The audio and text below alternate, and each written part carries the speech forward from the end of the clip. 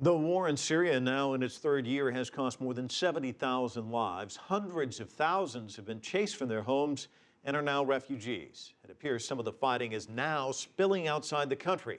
Sunday, Israel said its troops have been shot at twice in the Golan Heights from inside Syria.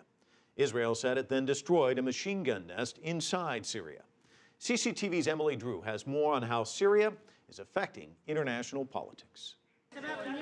In Syria, the war continues with masses of dead and waves of refugees. Outside Syria's borders, the fighting increasingly worms into global politics.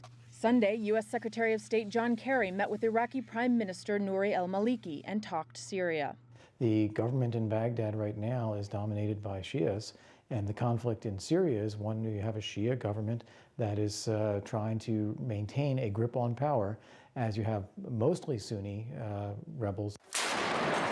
The U.S. believes Iraq is allowing Iran to transport weapons to President Assad's fighters through Iraq. Iraq denies it, but new U.S.-Iraq tensions are building. Another relationship is moving closer. Friday, Israel apologized to Turkey for a deadly 2010 raid. Both countries border Syria and are maneuvering for the worst. It is a real risk that this Sunni-Shia fighting that has gone on could spill over into a much wider regional war. As that possibility increases, the EU and US consider supplying weapons to the opposition. It would be a move outside of the United Nations or international legal norms, but both of these routes to intervention have been blocked by other world powers. China and Russia recognize Assad as Syria's legitimate ruler.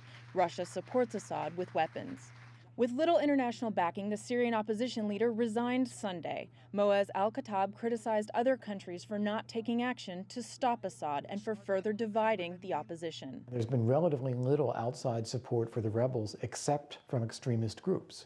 And that puts moderate, normal people in the Syrian opposition in a very difficult circumstance. The U.S. and its allies are even more fearful of another potential development: chemical weapons. U.S. President Barack Obama repeated in Israel this week that chemical weapons would be a game changer. How they would change the game, no one wants to find out. Emily Drew, CCTV, Washington.